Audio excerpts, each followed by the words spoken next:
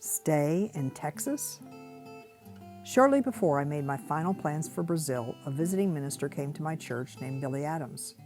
She was a 4'10" powerful woman of prayer. I related to her immediately and fell in love with her ministry. Before leaving town, she had invited me to visit her if I was ever in Texas. Somehow in the conversation, she had mentioned that her husband was in construction and she didn't have a car of her own. So when he was at work, she was home most of the time when not out traveling.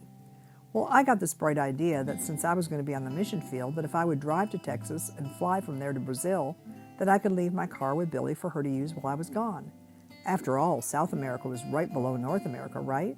Besides, that way I could most likely save money on my plane ticket and get to see more of our country on the way. I know that sounds very blonde of me, and I have to admit that it wasn't until the night before I left New York that I was glancing at a globe and realized that where I was headed to in Brazil was equal distance from Texas or New York. Since I'd already made my plans, I stuck with them and headed on the road the next day.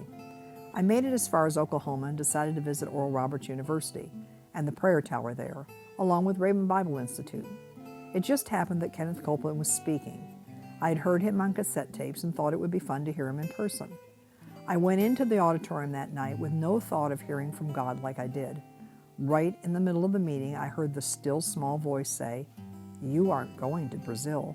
You're going to live in Texas." Live in Texas? Yikes! Cowboys and Indians lived in Texas. All I can tell you is that a desperation rose up within me, and I said, God, if I'm going to live in Texas, I really need to get married. Well, I drove into Fort Worth the next day, and Billy was expecting me. She invited me to stay at her condo and with her family while I waited for my flight to Brazil. I hadn't been in Texas 24 hours when I was contacted by the organization in Brazil that they were no longer accepting single women into the country. There had been some kind of uprising and they didn't feel it was safe. I was not expecting that. But with the words I'd heard at Rhema tucked in my heart, I waited and prayed. During the next 4 days, I met some of Billy's friends. One was a hairdresser, another a Mary Kay consultant, and each one, when they met me, offered to fix me up. I guess the country in me was pretty obvious now that I was in the city, and one wanted to cut my long hair and the other offered a free makeover. I'm still convinced to this day that what she really wanted to do was pluck my eyebrows. Well, after just a few days, Billy asked if I'd like to go with her to her friend Vicki Jamison's healing and miracle service in Dallas.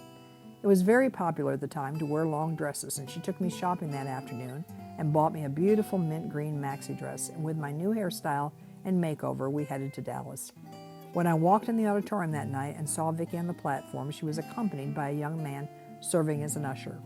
He was dressed in a three-piece suit, and the moment I saw him, I heard a voice say, "There's the man you are going to marry." Well, you can imagine at 26 and single that I was thrilled, but now what do I do? After my eyes and ears were filled with awe that night, watching for myself, blind eyes open, and a young boy who had never walked jump from his mother's arms and run the auditorium, I joined Billy at the afterglow with Vicki and her staff. The tall, good-looking man was there as well. We were seated at the same table, and we visited all evening like we'd been old friends. He was a Canadian in Dallas attending Christ for the Nations Bible School and volunteering for Vicki's ministry. I left that evening convinced that this man was going to marry me, but never heard a word from him for the next 4 months. Convinced by then that I was just hearing voices, I decided that I needed to get out and start learning my way around the area and do something fun. I'd been hanging out with all people my parents' age, and I wanted to meet some younger people. I'd heard about monthly concerts that Larry Lee hosted at the Bronco Bowl in Dallas, and this month Reba Rambo was doing a debut concert to release her new album, Somewhere Over the Rainbow. So I drove to Dallas, located the venue, and walked in.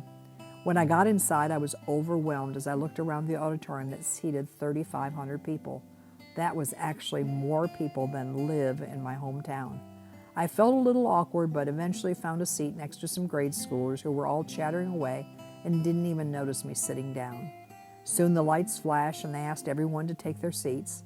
They announced that they were packed out and people were still looking for seats and asked if there were any empty near us to please wave her hand. Suddenly, the children sitting next to me jumped up and ran off.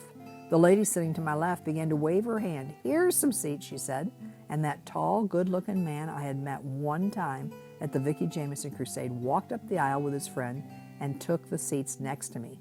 Suddenly, he turned to me to say hi, and both of us looked at each other in shock. That night, he asked me for my phone number, and 6 weeks later, we were engaged.